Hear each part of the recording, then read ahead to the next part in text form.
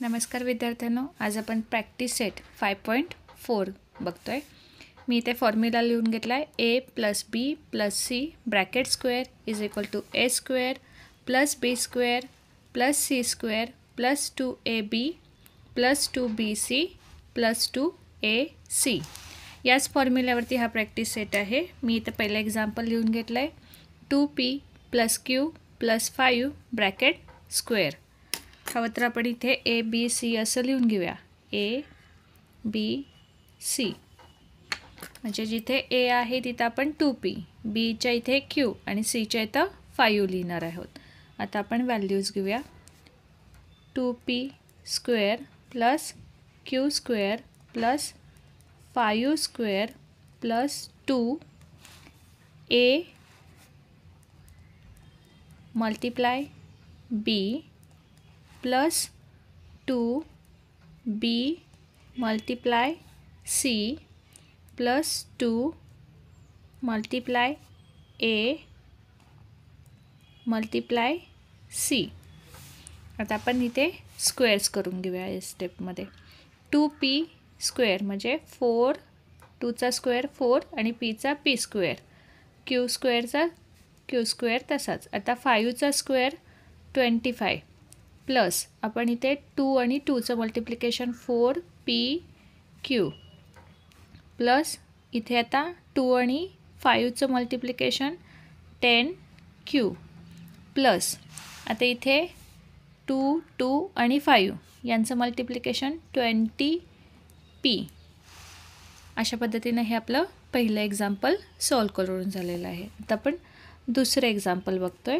दुसरं एक्झाम्पल आहे m + 2n + 3r bracket square. हवं तर आपण इथेही ए बी सी असं लिहून घेऊया, ए बी सी। म्हणजे जिथे ए आहे तिथे m, बीच्या इथे 2n आणि सीला 3r आपण वापरणार आहे।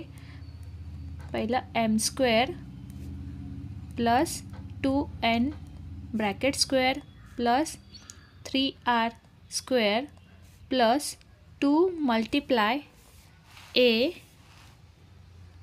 मल्टिप्लाय b + 2 मल्टिप्लाय b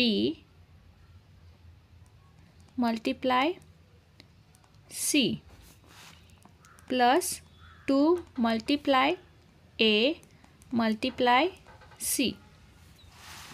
आता आपण हे मल्टिप्लिकेशन करून घेऊया, mचा स्क्वेअर m स्क्वेअर + 2nचा 4n स्क्वेअर + 3rचा स्क्वेअर 9r स्क्वेअर प्लस या तिन्ही टर्मचे आपण मल्टिप्लिकेशन करून घेऊया, 2 × 2 4mn प्लस आता आपण या तीन टर्मची मल्टिप्लिकेशन करून घेऊया, 2 × 2 4, 4 × 3 12nr प्लस इथे आपण या तीन टर्मची मल्टिप्लिकेशन करतोय, 2 × 3 6mr। अशा पद्धतीने आपलं हे दुसरं एक्झाम्पल सॉल्व करून झालेलं आहे। आता आपण तिसरं एक्झाम्पल सॉल्व करतोय। तिसरं एक्झाम्पल आहे 3x + 4y - 5p bracket square. हवं तर इथेही आपण a b आणि c असं लिहून घेऊया। आता इथे आपण a ची व्हॅल्यू 3x घेणार आहे, b ची 4y आणि c ची -5p घेणार आहे। आता आपण तशा व्हॅल्यूज आपल्या फॉर्म्युल्यामध्ये घेऊया, 3x square + 4y square + -5p square plus 2 multiply a multiply b plus 2 multiply b multiply c plus 2 multiply a multiply C. Okay, आता आपण हे मल्टिप्लिकेशन आणि स्क्वेअर्स करून घेऊया.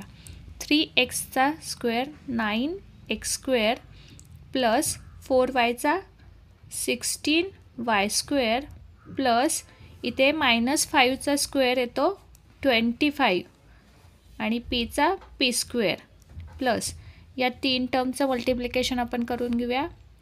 3 2 3 6 6 × 4 24xy प्लस आता इथे या 2 टर्मचं करून घेऊया. नंतर हा -5 आहे त्याला मल्टिप्लाय करू. 4 × 2 8y × 5p प्लस आता या 2 टर्मचं 6x × -5p. आता या 2 टर्मचं आणि या 2 टर्मचं मल्टिप्लिकेशन आपण या स्टेप्समध्ये करून घेऊया. हे आधीच्या टर्म्स आहेत त्या सगळ्या तशाच लिहून घेऊया. 16y² plus 25p² plus 24xy. आता इथे मात्र प्लस मायनस मायनस आणि 8 × 5 40yp. इथेही प्लस मायनस मायनस 6 × 5 30xp. अशा पद्धतीने हे आपलं तिसरं एक्झाम्पल सॉल्व करून झालेलं आहे. आता आपण चौथं एक्झाम्पल बघूया. चौथं एक्झाम्पल आहे आपलं 7m - 3n - 4k bracket square. हवं तर आपण इथे सुद्धा A B C असं लिहून घेऊया. A B C. आता आपण इथे A ची व्हॅल्यू 7m घेणार आहे, B ची -3n आणि C ची -4k घेणार आहे. तर बघा 7m bracket square plus -3n bracket square plus -4k bracket square plus आता 2 × A × B. 7m × -3n plus 2 × B 3n -3n × -4k plus 2 × A × C.